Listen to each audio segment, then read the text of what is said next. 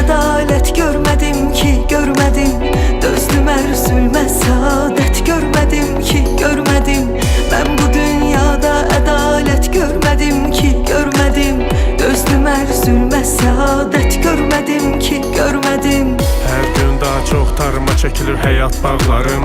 Çətinə düşməmiş görünmür heç kimin üçüzü və daha çox dəyərə minir keçmiş çağlarım. Tanıyıram insanların iki yüzü var, dövranınsa var üç yüzü. Çoxdan qar götürüb üstünü güvənilən dağların, görən hər kəs yumub gözün. Mən sənə qəmxar ikən sən həmdəm oldun özgəyə.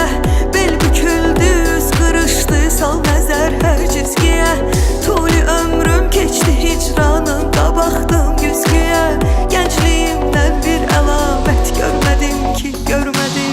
Mən bu dünyada ədalət görmədim ki, görmədim. Dözdüm ərzülmə saadət görmədim ki, görmədim. Mən bu dünyada ədalət görmədim ki, görmədim.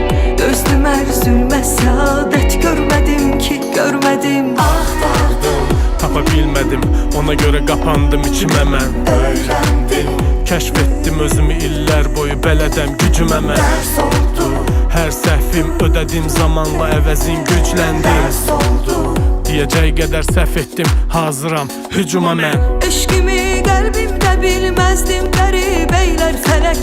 Hər nə qədri aşinalar var, rəqib eylər fələk. Çox